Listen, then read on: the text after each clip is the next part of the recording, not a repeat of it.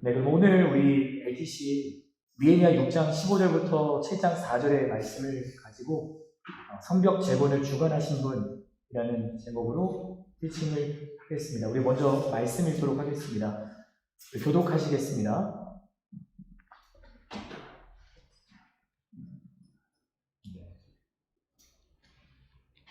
프리젠터가 생기니까 너무 좋아요. 자, 15절 제가 한 절, 여러분 한 절 번갈아 읽을게요. 이렇게 성벽 건축이 52일 만인 엘룰루월 25일에 끝났습니다. 우리 원수들이 모두 이 소식을 듣고 주변 나라들이 보고 모두 두려워하고 절망감에 휩싸였습니다. 하나님께서 하신 일을 그들도 알게 됐습니다. 또한 그중 유다의 귀족들은 도비아에게 여러 통의 편지를 보냈고 도비아의 답장도 계속 왔습니다.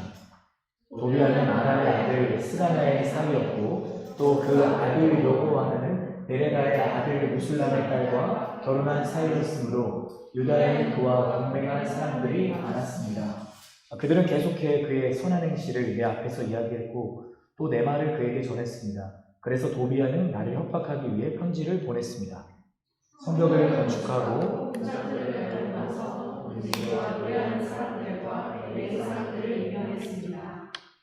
나는 내 동생 하나냐와 성의 사령관 하나냐를 세워 예루살렘을 다스리게 했습니다.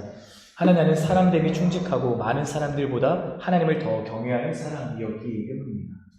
내가 그들에게 말했습니다. 해가 높이 뜰 때까지 예루살렘 성문들을 열지 말고 문지기가 지키고 있는 동안에도 문을 단단히 닫고 빗장을 질러 놓아야 한다. 그리고 예루살렘 주민들을 경비로 세워 각기 지정된 초소와 자기 집 앞을 지키게 하라. 함께 읽겠습니다.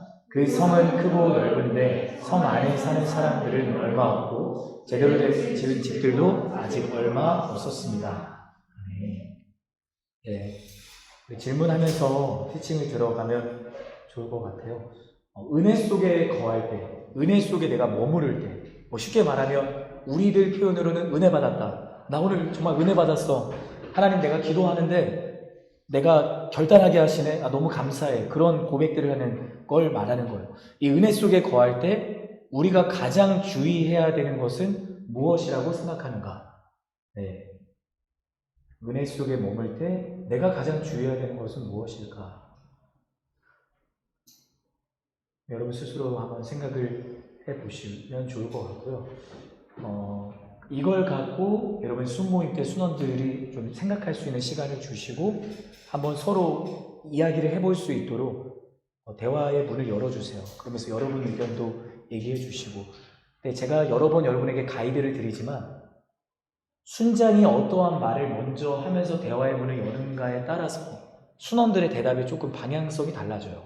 그러니까 결국엔 우리가 이 분위기에 참 약하잖아요. 그만큼 연약한 사람들인데 누군가가 신앙과 연결해서 대답하는 사람이 그 대화의 문을 열면 다들 그렇게 할 수 있도록 스스로 되게 이 마음 안에서 고민을 하거든요. 근데 저는 이건 역시 순종이라고 생각해요. 근데 그냥 각자가 생각하는 뭔가 세상 속에 물든 것들로만 대답을 하다 보면 뭔가 대화의 문을 연 것만 같지만 우리가 순장님들이 말씀으로 들어갈 때 뭔가가 연결고리가 약한 거죠. 그래서 가능하시다면 여러분이 질문을 던지면 저는 이렇게 생각을 합니다 하면서 옆 사람에게 토스를 하든지 그러면 되게 좋은 방법입니다. 그래서 여러분이 저보다 훨씬 더 잘하시겠지만 그렇게 하면 좋을 것 같고 그래서 이 질문에 대해서 우리가 오늘 좀 이 대답을 갖고 잠깐 티칭을 할 건데 저는 항상 긴장을 늦추지 않아야 되는 것, 이것이 가장 우리가 주의해야 되는 것이라고 생각을 해요.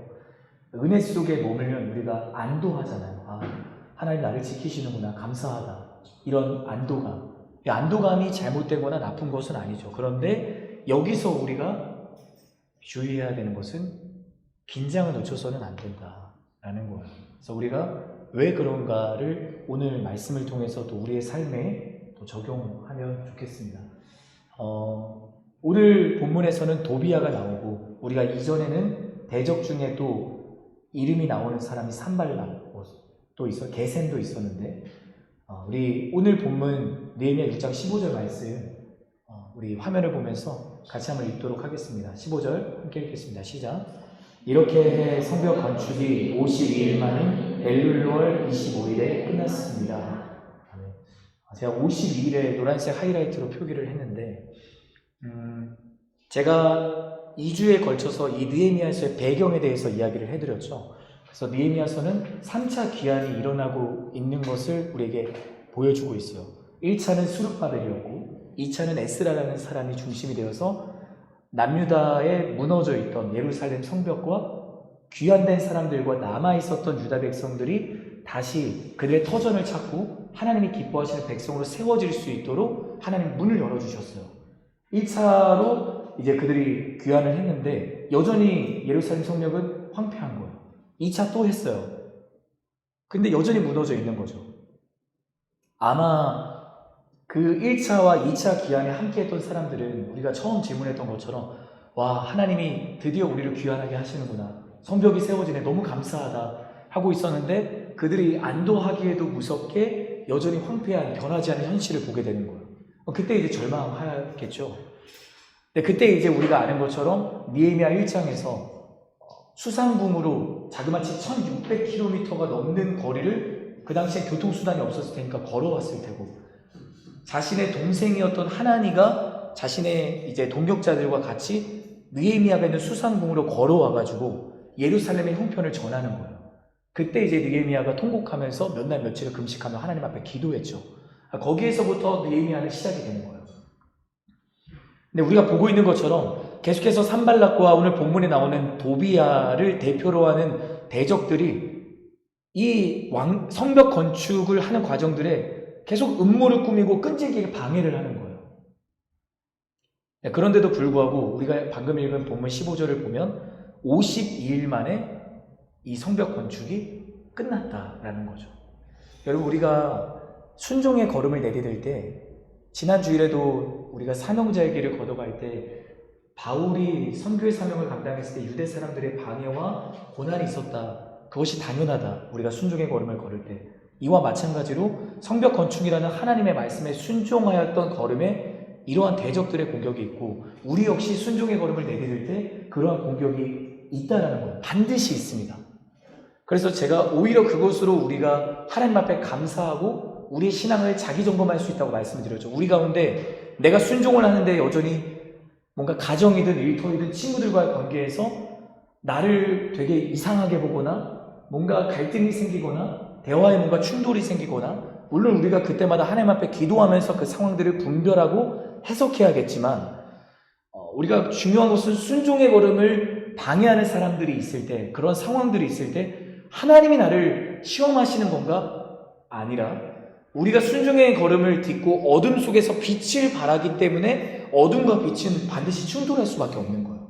그러니까 이게 우리에게는 어려움과 갈등과 고난으로 다가올 수 있다는 거죠. 그래서 오히려 우리가 그것에 내가 순종의 길을 잘 걸어가고 있는 거구나 라는 것을 깨달아야 되는 거죠. 그래서 우리가 순원들과 그런 이야기를 할 때가 있어요. 제가 이렇게 성경 말씀 통독하고 하는데 잘 안 돼요. 뭔가 가족에서 막 이런 일들이 일어나고 할 때 여러분이 권면하는 것은 힘들겠다. 그럼 잠깐 성경 말씀 읽는 걸 쉬면 좋을 것 같아. 사실 제가 티라서 이해가 안 되는 게 아니라 섬김을 쉬는 걸로 해서 과연 하나님이 기뻐하시는 사람도 회복될 수 있을까? 저는 퀘스천인 것 같아요. 하나님께서 기뻐하시는 사람으로 기쁨의 자리는 섬김의 자리예요. 내가 그거에 대해서 마음이 무너졌을 때 내가 그 섬김을 쉬고 만약에 거기서 내가 기도와 말씀의 자리를 지킨다 그러면 다시 섬김의 자리로 하나님이 나를 회복시키겠지만 이것도 쉬고 예배도 쉬고 섬김도 쉬고 다 쉬면서 나는 내 신앙이 회복되어야겠어. 그러면 어떻게 회복이 되지? 라는 생각이 들어요. 그러니까 순원들도 그러한 순원들이 있거든요. 여러분이 마음이 약해지면 안 돼요. 그때 부드럽게 웃으면서 얘기하되 할 말을 하는 거죠. 네, 처음에 공감을 하면서 저도 그런 걸 아내한테 배웠고 우리 리더십들하고 제가 청년사역 계속 하면서 배운 건데 처음에는 공감하지만 처음에 당근을 주지만 끝에는 이제 채찍을 주는 거죠. 맞아, 그 말도 참 좋은데 다 이해가 되고 존중을 하는데 그런데 하나님 말씀하시는 건 이거야 라고 하는 게 우리가 순장으로서 해야 될 역할인 것 같아요. 그러니까 결국에는 연애하는 거나 부부관계도 똑같아요. 존중하고 공감하다가 내가 정말 이 사람에게 나의 속을 터놓고 싶을 때는 그 말은 뒤에 하면서 나의 진심을 이렇게 표현하는 거잖아요. 그러면서 서로가 다듬어져 가는 거고, 그러니까 그러한 또 대화의 기술이 우리에게 필요한 거죠. 여하간 어쨌든 산발랏을 비롯한 대적들의 이 음모와 끈질기 방해에도 단 52일 만에 이 성벽 건축이 완공되었다. 우리가 이 말씀을 통해 깨달을 수 있는 것은 이 느헤미야의 성적 건축 공사에 하나님이 함께 하셨구나. 하나님이 이 건축을 지키셨구나. 대적들의 공격에도 하나님은 자기를 하시는구나. 우리가 이것을 깨달을 수 있습니다. 네, 오늘 GQ에서 교환해 있는 묵상 질문인데요. 이 성벽 재건 소식, 건축 소식을 들은 대적들, 원수들은 어떻게 반응했는가? 그게 우리가 아까 읽은 16절에 있는데 그들이 두려워하고 절망감에 휩싸였는데 우리가 한 번 더 그 말씀을 읽도록 하겠습니다. 자, 같이 우리 16절 말씀 함께 읽겠습니다. 시작. 우리 원수들이 모두 이 소식을 듣고 주변 나라들이 보고 모두 두려워하고 절망감에 휩싸였습니다. 하나님께서 하신 일을 그들도 알고 있습니다.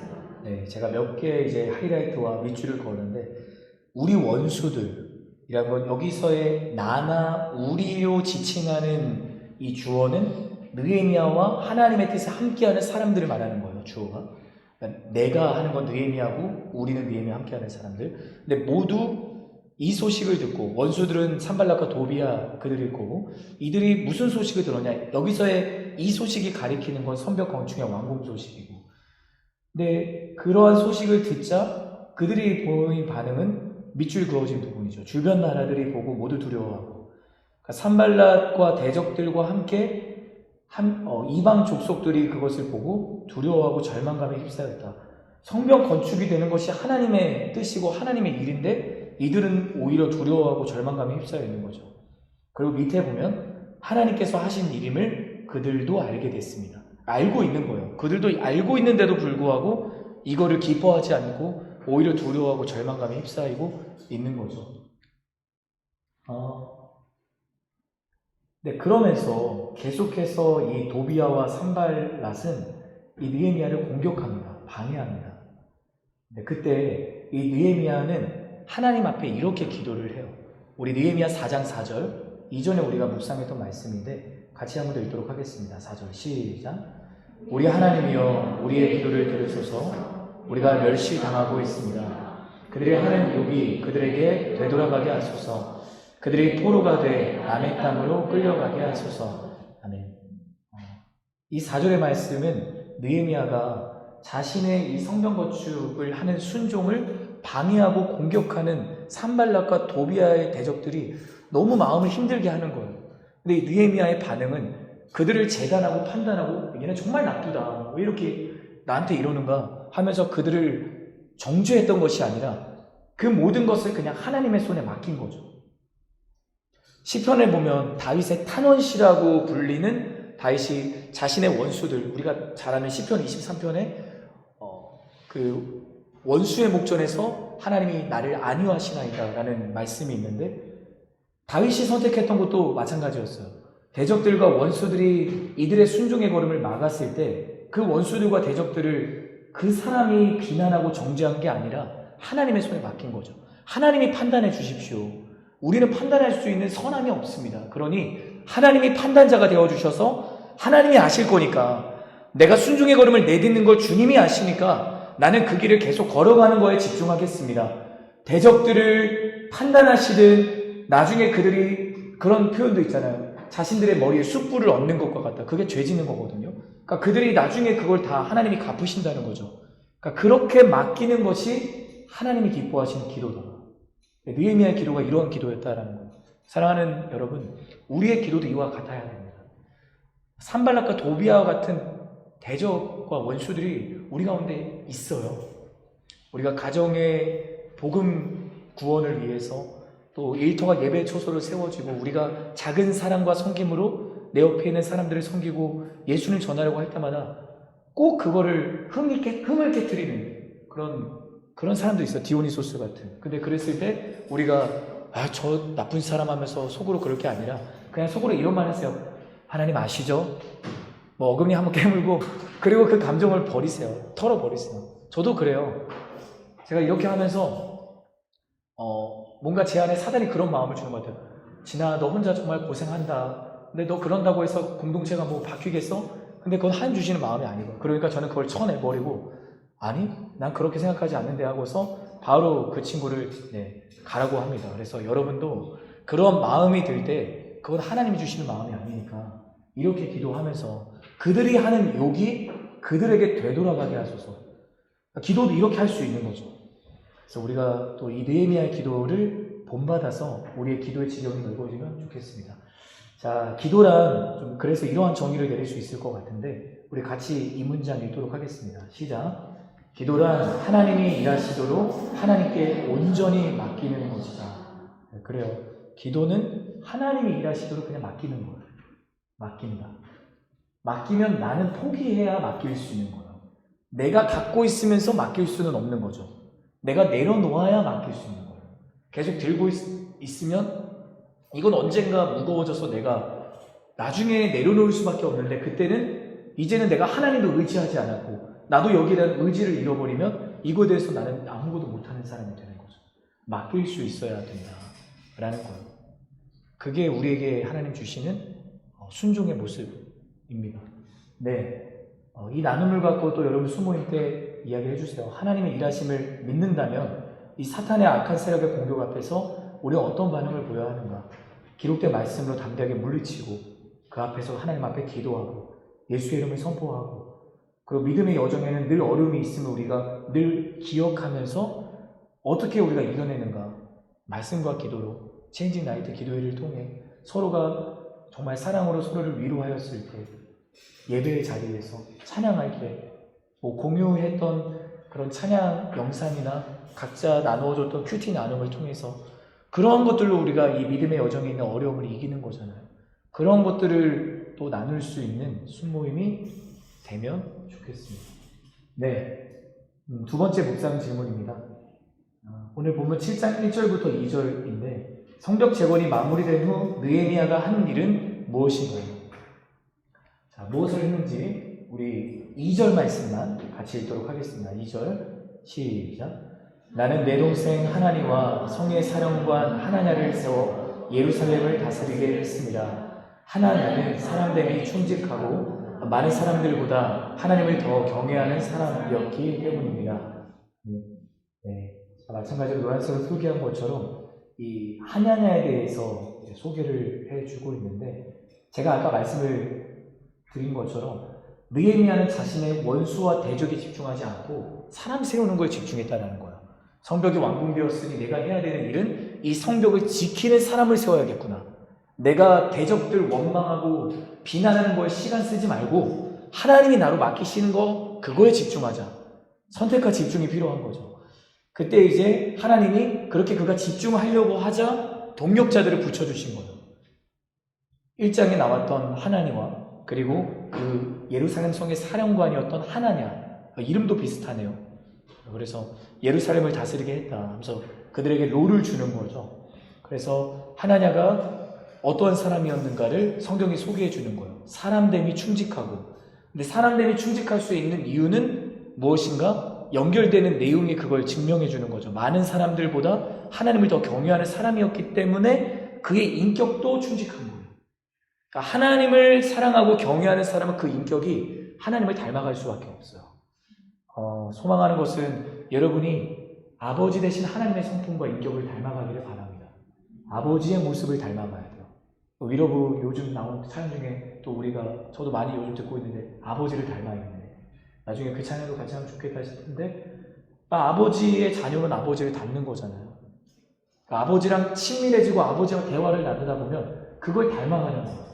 그러니까 우리에게 그러한 주님과의 친밀한 교제가 필요하다. 그러한 모습으로 서 있는 하나냐와 하나니를 하나님이 느헤미야의 동력자로 붙여주셨다.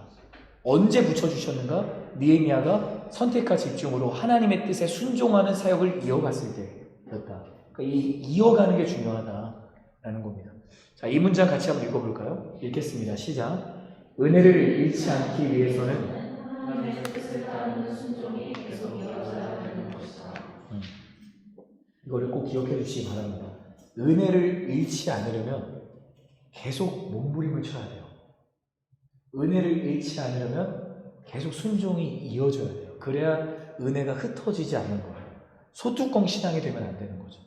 은혜를 누리고 있어도 아까 얘기한 것처럼 긴장을 늦춰서는 안 돼요.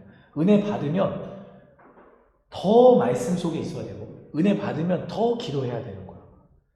그러니까 이게 우리가 은혜 받았다는 거는 사실 어떤 그릇에 물이 충만하게 창고에 있다는 거잖아요. 근데 그 물이 계속 가득 차 있으려면 햇볕이 쬐고 막 그런 유혹들이 있을 때 물은 계속 말라가요. 근데 나는 은혜 받았다고 생각하고 있으면 물은 점점 더 고갈이 되어가고 있는데 그러면 어떻게 해야 되는가? 물을 계속 부어야 돼요. 이 물을 붓는 게 뭔가? 말씀과 기도로 내가 또 사랑과 섬김으로 그렇게 나를 채워야 그래야 영원히 마르지 않은 샘물과 같은 애. 그러니까 넘친다. 찬양의 가사도 넘치는 찬양이 되게 많잖아요. 넘친다. 그게 무슨 말이냐면 계속 물을 부어야 된다는 거예요. 은혜를 계속 잃지 않기 위해서 순종을 부어야 된다. 네, 이걸 기억해 주시기 바랍니다. 네, 우리 7장 3절의 말씀 거의 다 끝났는데요. 같이 한번 읽도록 하겠습니다. 시작. 내가 그들에게 말했습니다. 해가 높이 뜰 때까지 예루살렘 성문들을 열지 말고 문지기가 지키고 있는 동안에도 문을 단단히 닫고 빗장을 질러넣어야 한다. 그리고 예루살렘 주민들을 경비로 세워 각기 지정된 숙소와 자기 집 앞을 지키게 한다. 네. 해가 높이 뜰 때까지 예루살렘 성문들을 열지 마라. 그러면서 문지기를 세우고 또 레위 사람들을 세우고 그들이 어떻게 이 예루살렘 성을 지켜야 되는지를 가이드를 주고 그러면서 너희 집 스스로를 지켜라. 그렇게 하면서 여전히 긴장을 늦추지 않는 느헤미야의 모습을 볼 수 있습니다. 근데 노란색으로 표기한 내용을 우리가 잠시 주목하면 해가 높이 뜰 때까지 이게 무슨 말일까? 그냥 시간적으로 해가 높이 뜰 때까지 그러지 그럼 해가 지면 이제 더 이상 지키지 말라 그런 게 아니고 이걸 우리가 영적인 의미로 봐야 되는 거죠. 해가 높이 뜬다. 하나님이 일하실 때까지 하나님이 지키시는 것을 나에게 말씀하실 때까지 하나님이 기뻐하실 때까지 우리가 계속 우리의 마음을 지켜야 된다. 사단의 유혹으로부터 문들을 걸어 잠그고 하나님과 동행하는 인생이 되어야 된다. 그래서 날마다 가나안 땅으로 들어가기 위해서 광야에 40년을 이스라엘 백성들이 유리했을 때 구름 기둥이 불기둥이 있을 때 그들이 구름 기둥이 있으면 그들이 가고 또 기둥이 머물면 그곳에서 성막을 짓고 불기둥이 있으면 또 그들이 안심하고 그러니까 하나님 계속 그런 사인들을 보여주셨거든요. 해가 높이 뜨는 것도 마찬가지인 거예요. 우리가 그것을 내가 깨달을 때까지 그런 마음의 평안함이 있기까지 우리가 계속 긴장을 늦추지 않아야 돼요. 그걸 느헤미야 오늘 본문의 끝절에서 이야기를 해주고 있는 겁니다. 네, 우리 요거 읽고 마치겠습니다. 우리 같이 읽겠습니다. 시작. 우리가 은혜 속에 머물고 있을 때 가장 주의해야 되는 것은 영적 회의와 나태함입니다. 끝날 때까지 끝난 게 아니다. 네. 사실 이야기는 어떤 이제 유명한 사람이 한 내용이 끝날 때까지 끝난 게 아니다. 근데 우리에게도 이건 적용이 되는 거죠. 믿음의 선한 싸움 평생 해야 되는 거고. 그러면 언제 끝나는가? 주님 다시 오실 때까지. 지금은 예수님이 안 오셨으면 좋겠어요. 좀 이따가 저희 또 같이 컨퍼런스도 해야 되고 그래서 좀 이따가 먹고 싶은 것도 많고요. 주님 조금 이따가 오시고 우리 할 게 참 많아요. 그러니 그거 다 아실 테니까 결국에는 그렇게 생각합니다. 하나님이 다시 오실 때는 땅끝까지 복음이 전해져야 되는 거고 그러면 우리에게 그런 사명이 있고 그러니 주님이 우리에게 은혜를 주시는 거죠. 그래서 내가 나의 사랑하는 가족들에게 복음을 전하기까지 나의 사랑하는 친구들에게 예수님의 사랑이 무엇인지를 전하기까지 나의 일터가 예배의 처소로 되기 위해서 몸부림을 칠 때까지 하나님은 기다리시는 거예요. 그러니까 그 문이 열려있을 때 우리는 계속해서 순종하며 영적 회의와 나태함에 빠지지 않도록 긴장을 늦추지 않아야 합니다. 네, 기도하겠습니다. 기도할 때 이 나눔 여러분도 기억하시고요. 부족하지만 하나님께 일을 맡겨주실 때 우리가 어떤 마음으로 해야 되는가 이걸 또 여러분이 숨을 때 나눠주세요. 그러니까 중요한 거는 부족하지만이 아니라 이 나눔 여러분 보시면 하나님이 일을 맡겨주실 때 내가 어떤 마음으로 해야 되는가에 집중해야 돼요. 그러니까 신앙은 선택과 집중입니다. 내가 부족하다. 우리 그런 얘기를 해요. 부족하다. 나 이것밖에 안 되는데 여러분 이제 다 콜링 받으셨잖아요. 이제 여러분이 2024년 처음을 생각해보세요. 2023년 말이었겠구나. 그래서 콜링 받으셨을 때 이러한 고백을 했던 지체들이 있는지 모르겠어요. 아, 제가 자격이 없는데, 제가 부족한데 순장을 할 수 있을까요? 제가 다락방장으로 섬길 수 있을까요? 예비시다. 그 부족함을 아시고 예수님이 이미 오신 거예요. 그러니 우리 모두 부족한 것 주님이 아시니 그건 하나님께 맡겨드리고, 우리가 집중해야 되는 건 하나님의 부르심, 하나님이 나에게 일을 맡겨주신다. 내가 어떤 마음으로 해야 될까? 그래, 긴장을 늦추지 말고 영적 회의와 남태함에 빠지지 마. 일자에 집중해야지. 내 부족함과 내 그런 연약함에 집중하면 죄의 자격지심도 나를 건드리는 거예요. 그러면 섬김의 기쁨이 사라지는 거죠. 순장도 그러합니다. 아, 나에게 사랑이 없는데 내가 어떻게 순원들을 섬길 수 있는가? 그렇지 않습니다. 사랑의 근원은 하나님이시지. 나에게서 그걸 발견하려고 하면 당연히 사랑이 없는 거죠. 그래서 우리가 그것을 기억하며 우리 같이 기도하고 마치면 좋을 것 같습니다. 우리 두 가지를 놓고 기도하고 싶은데요. 우리 먼저 기도할 때는 우리 아까 찬양의 고백도 그렇고 우리 느헤미야의 이 신앙을 통해서 또 우리의 신앙을 다시 반추하고 또 점검하는 것처럼, 사랑하는 주님, 우리가 하나님이 일하시는 것을 믿고 다른 것에 집중하는 것이 아니라 은혜를 잃어버리지 않기 위해서 순종의 몸부림을 멈추지 않는 것에 집중하게 하여 주옵소서. 영적인 회의와 남태함에 빠지지 않기 위해서 긴장을 늦추지 않고 나의 기도의 성벽과 말씀의 성벽을 더욱 든든히 쌓아나가는 하나님의 사람들이 되게 하여 주옵소서. 우리 이러한 기도 제목을 갖고 같이 기도하며 나아가겠습니다. 기도합시다.